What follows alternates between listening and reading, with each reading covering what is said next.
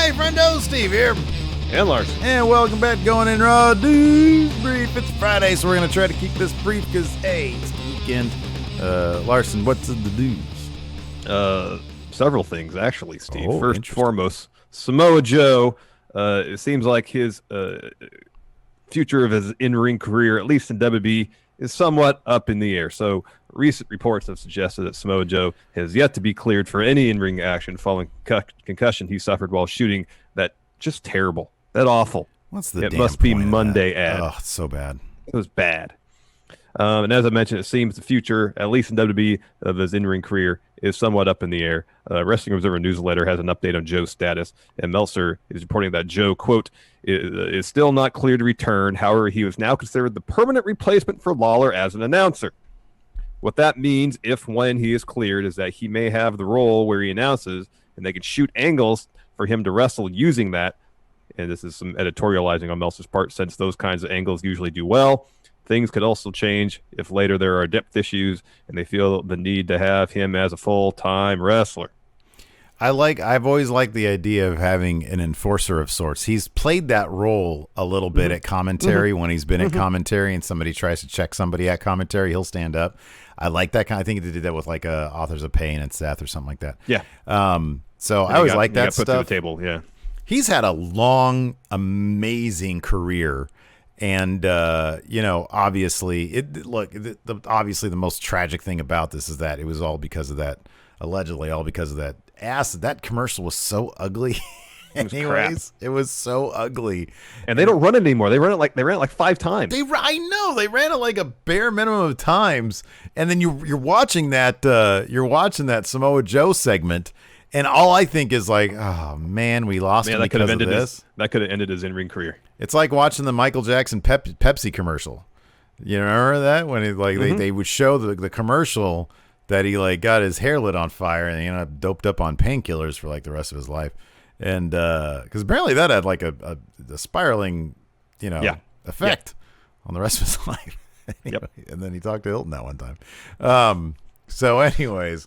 Yeah, I don't know how I got on that. Did you ever watch the MJ footage, the Michael Jackson footage of his hair actually getting caught on fire from like the footage they released after he died? That's so messed up. It really is. Yeah. Anyway, so at least Samoa Joe didn't get his hair caught on fire, so that's good. Concussions are nothing to mess with. Nope. I love him at commentary. I do too. If they are able to clear him and have his return to the ring, I'll love that as well, whatever they do with him. I still feel like he has plenty left in the tank as an in-ring performer. Oh, for sure. Absolutely. Tons. He's great, man. Tons. He's one of the best characters in WWE. Absolutely, 100%. I love Samoa Joe. He's great. So, I guess if for whatever reason, again, you said concussion is nothing to mess with. You don't want to mess with the brain. Nope. So if it's a situation where WWE won't clear him, he feels comfortable continuing on as announcer. That's awesome. I think he's great for that role. I think have him announce, have him be like a trainer at Performance Center so he can impart his vast knowledge to the next generation of wrestlers. I think all that would be fantastic. Speaking on behalf of all the fans of the WWE, Samoa Joe, whatever you do, we're behind you. That's it, 100%. Next, somebody else we were both big fans of that also has a lot of experience at commentary, who also is an in-ring legend, Nigel McGinnis. So if you guys have noticed during the Performance Center shows, NXT has gone to a 2-person announce team featuring Mauro Ranallo, and Beth Phoenix when she's able to get a word in. They've been calling the show remotely. In this week's Wrestling Observer newsletter, we learn why the usual third man on NXT's announce team hasn't been on the show. The reason Nigel McGinnis hasn't been around is that he was one of the people furloughed during all the cuts. Boo! That sucks, man. You got who is probably the best analyst in all of WWE. And he's the guy you say, we could do without him for a while. Get out of here. That's awful. That's terrible. Yes. Could you imagine if they had Nigel and Samoa Joe on commentary together? Oh my gosh. My head would just explode. It'd be like being at a training session, Performance Center. I know. Learning about in-ring psychology. That's what it would be. It'd be so damn good. That's the best. It'd be so good. Hopefully, because I know he was doing UK with another British guy who I never knew who that guy was because I stopped watching UK a while ago. But yeah, They've just been doing like best of shows of late, right? I think so. I think so. So yeah, I think that's going to end soon, though. I think they're like England is getting back to the UK is getting back to work or something like that. So hopefully that'll happen. But yeah, man, I want Nigel McGinnis back. This is some BS. He was like literally, no hyperbole, my favorite commentator probably in wrestling. He's fantastic. He's so good. So good. He's so good. He's so good. He's funny. He's informative. He helps tell the story in the ring. Dude, I've never known anybody who took to commentary as quickly as he did. It's natural. Like right from the UK tournament, he was on. He was so good. Yeah. So good. I really miss his chemistry with Aiden English on 205. I know. Him and Vic Joseph, they made a good team. Yeah. Was it Vic or was it Tom? It was Vic, wasn't it? Yeah. Okay. Yeah. Yeah, they were a good team. They're a really good team. Okay, so we're going to try to do this right this time, man. Yeah. Last time we had a spoiler alert where we talked about a certain NXT superstar being called up. We might get that tonight. All right, so then we can stop dancing around this. I'm going to change the thumbnail on that as soon as it happens. Yeah. So here's another spoiler alert. This is towards the end of the show, so you can just stop watching if you want. This is the last news story. The only thing remaining is a SmackDown preview. It has two things. So we've made our nut, okay? Feel free to turn it off now. Watch another one of our shows. Yeah. So we're going to talk about another NXT call-up, a specific name. It's very exciting. That might be heading to main roster. Wrestle Talk has the exclusive. Man, those Wrestle Talk kids, they're killing it these days. Has the exclusive on the next NXT superstar moving to Raw or SmackDown. And it looks like Mondays or Fridays, Larson, are about to become Arby's nights. Yeah, that's right. This is what Wrestle Talk's saying. Quote, our sources have told us that along with Matt Riddle, Dominic Dijakovic, yeah, that's right. Yeah, that's right. Will be heading to either Raw or SmackDown in the coming weeks while his brand is not known. The plan as of right now is to move him on from NXT in the near future. I think that's a good idea. Like, he's really good in the ring. His character work has been really good of late. Oh, man. I don't see him getting to any of the title pictures. I mean, he had his chance in North American title. Yeah. Magic 8 Ball said not looking good. Not looking good. Magic 8 Ball saying not looking good for getting to the world title picture. Therefore, unless he forms a put-together tag team with somebody, really nothing for him to chase after in NXT. Move him up to main.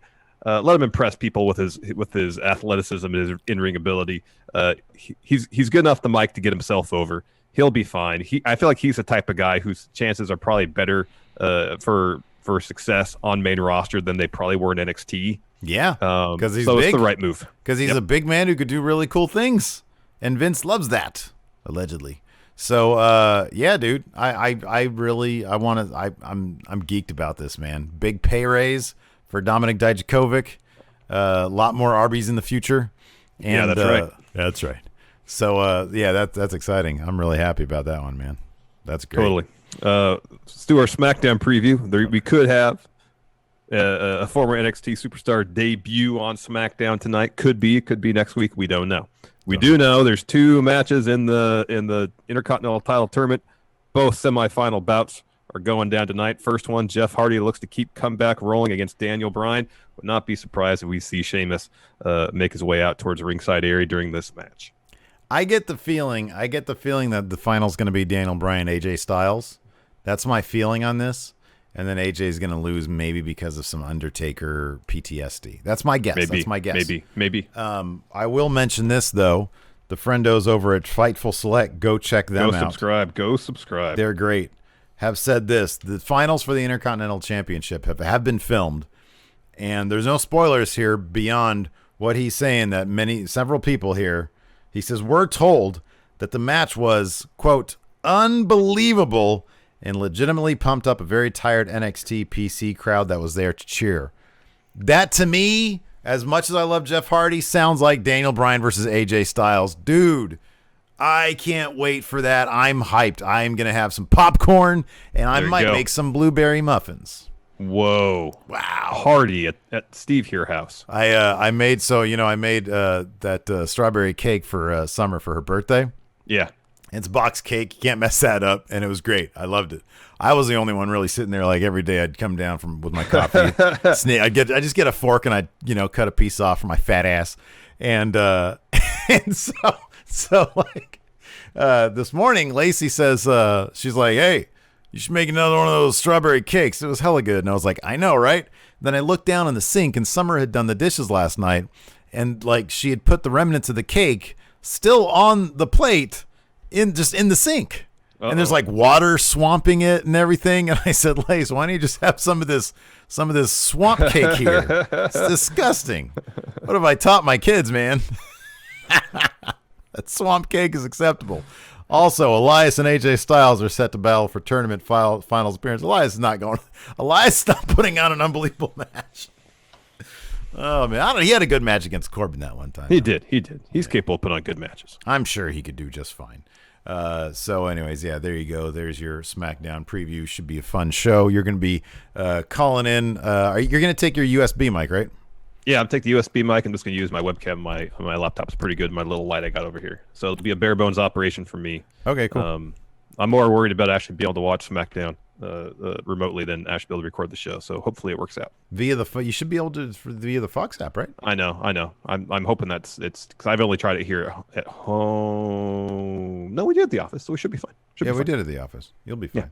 Be fine. If nothing else, maybe I can broadcast it in our Discord for everybody to watch. And you could just tune into that. I don't know if you want. Hey, if you want, we can maybe if you're not able to do it, I can zoom me in and I'll just put it on my screen there. All right, we'll figure something out. On a Zoom call, nobody can get us for a Zoom call. Anyways, thanks everybody for tuning in. Even though we're talking about it now. Till next time, we'll talk to you guys later. Goodbye.